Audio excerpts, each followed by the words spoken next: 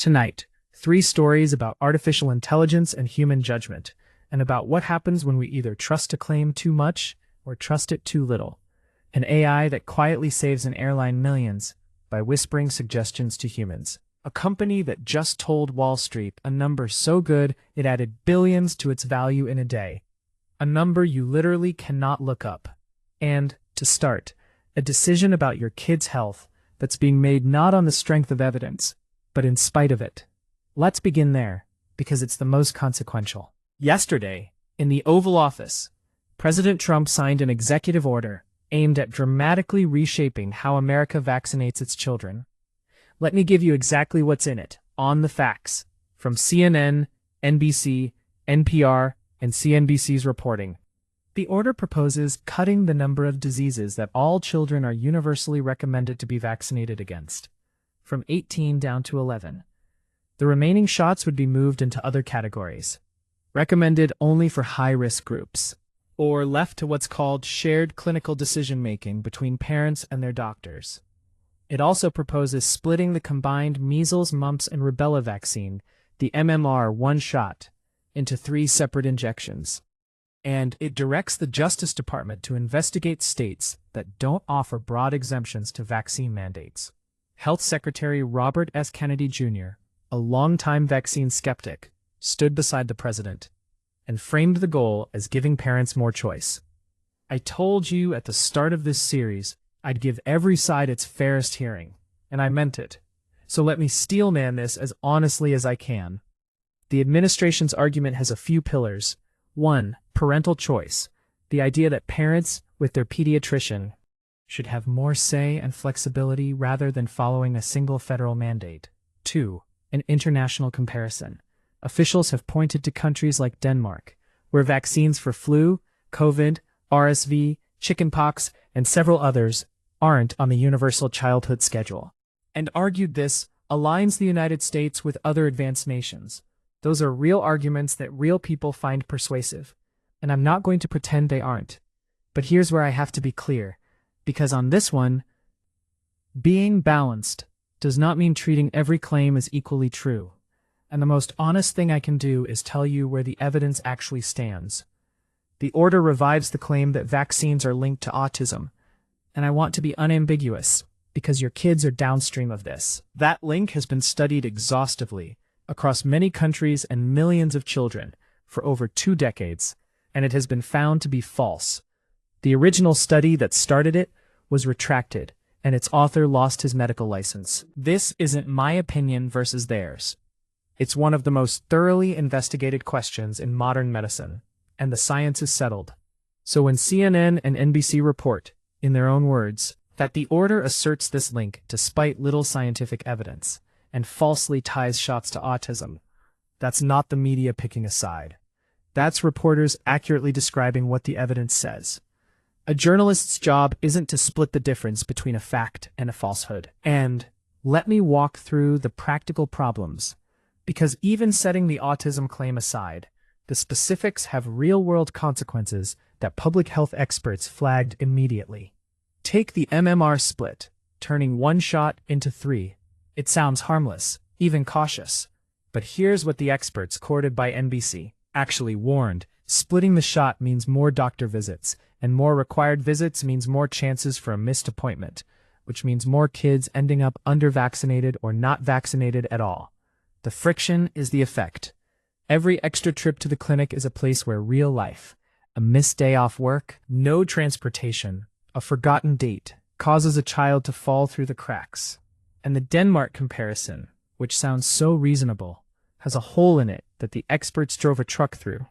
Denmark has a small, relatively homogeneous population and universal healthcare, so a sick kid sees a doctor easily. The United States has a huge, diverse population, different disease dynamics, and no universal healthcare. Copying one country's vaccine list while ignoring that its entire healthcare system is different is like copying a fish's diet and expecting to breathe underwater. And here's the political detail that I think tells you the most.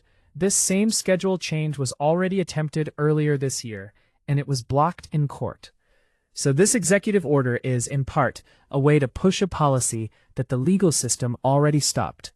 Even Senator Bill Cassidy, a Republican and a physician who cast a deciding vote to confirm Kennedy, publicly broke with this, writing that parents should listen to their child's pediatrician rather than listening to an inaccurate executive order.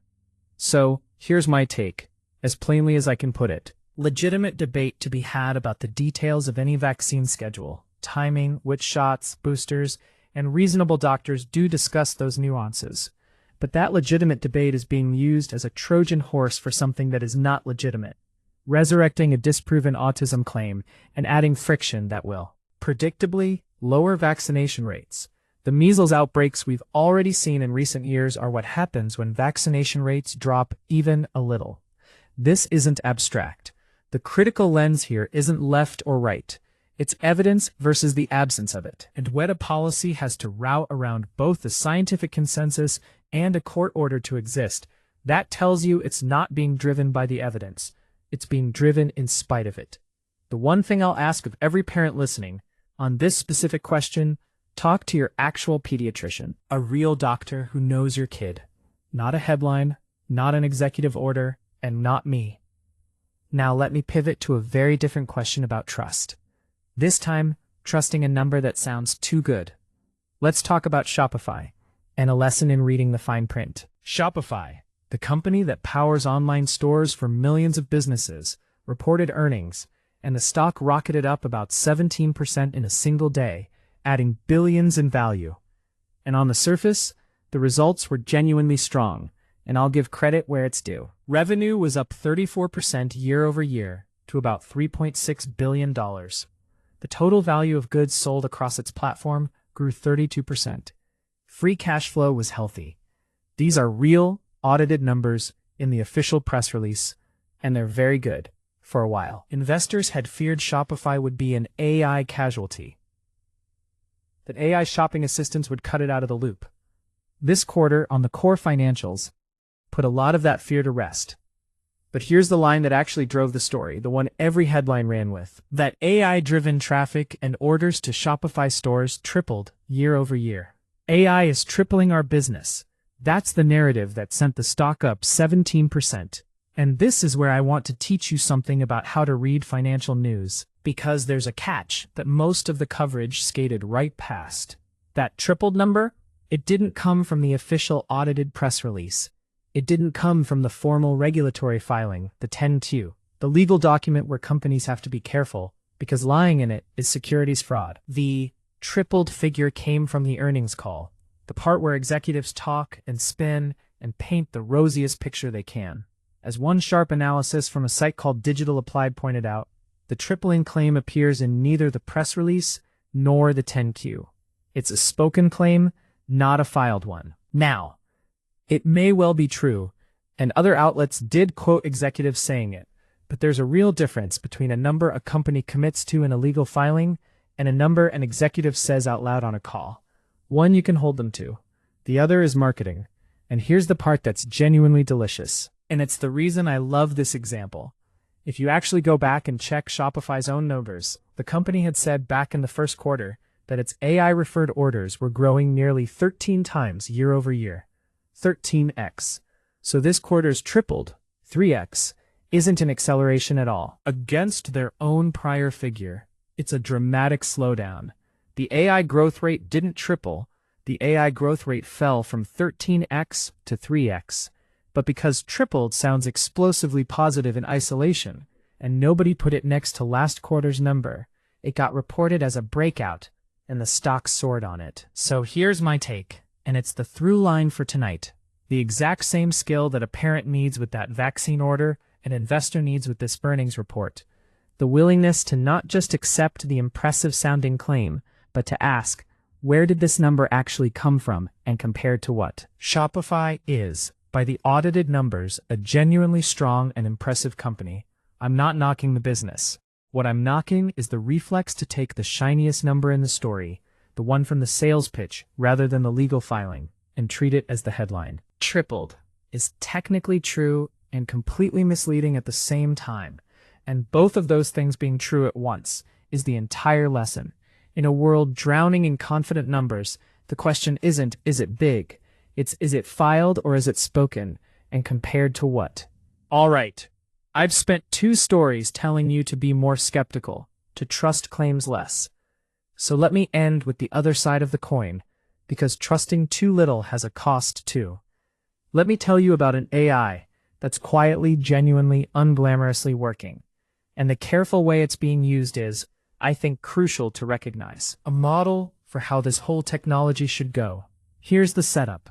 On a typical day, Alaska Airlines runs about 1,500 flights, coordinated by human dispatchers in an operations center near the Seattle airport, a room full of screens tracking weather, air traffic, and winds. Back in 2021, Alaska became the first airline in the world to adopt an AI system called Flyways, built by a small startup called Airspace Intelligence. And here's the crucial detail, the thing I want you to hold on to. Flyways does not fly the planes. It does not overrule the dispatchers. In the words of the people who use it, it's a decision-making aid. It processes millions of data points, weather, traffic, wind patterns, and suggests more efficient routes. A human dispatcher, who is FAA licensed and legally responsible for the flight, looks at the suggestion and decides whether to take it. And the results are real and measurable, not hype. According to the reporting, Flyways has offered optimization opportunities on more than half of Alaska's flights, and delivered roughly 3 to 5% fuel savings on longer flights, which, across an airline, adds up to millions of gallons of jet fuel and thousands of tons of carbon emissions saved. One Alaska executive compared its impact to what Google Maps and Waze did for driving. And now the big development. The FAA, the Federal Aviation Administration, has hired that same company to help carry out a major reboot of the entire United States airspace to make the whole national system more efficient using AI. So a tool proven at one airline is about to be tested on the whole country's skies.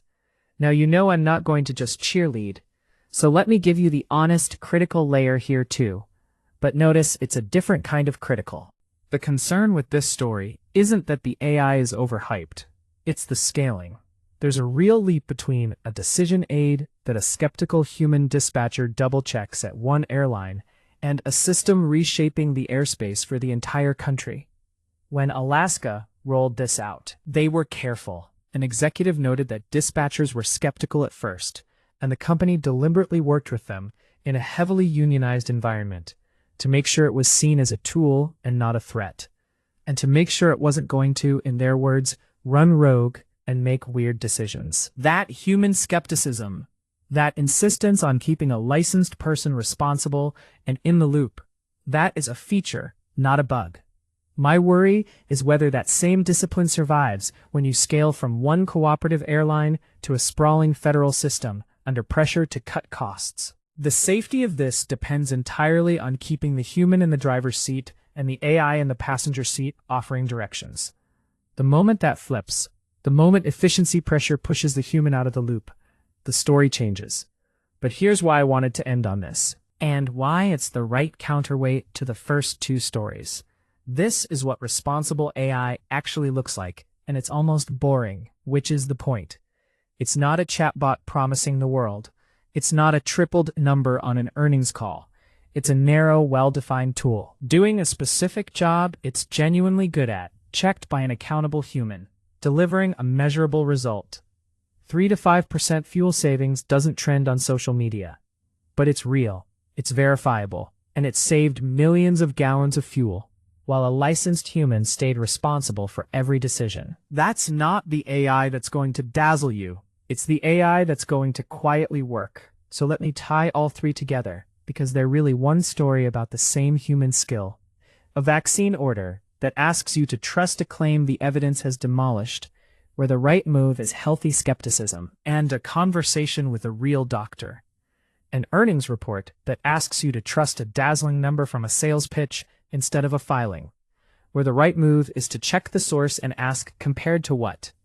And an airline AI that earns trust the hard way, narrow, tested, checked by a human, and honest about what it does and doesn't do.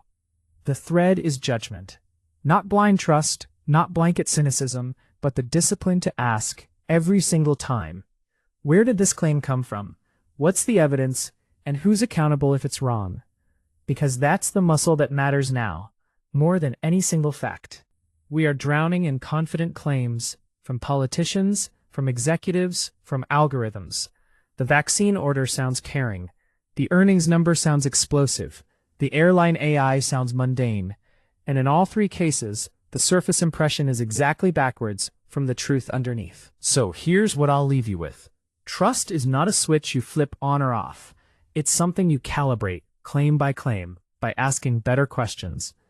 Be skeptical of the disproven claim dressed up as choice. Be skeptical of the spoken number dressed up as a filing.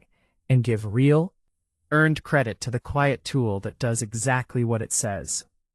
That's not cynicism, and it's not naivety. It's judgment. And it's the one thing no headline and no algorithm can do for you. Take care of each other, and I'll see you tomorrow.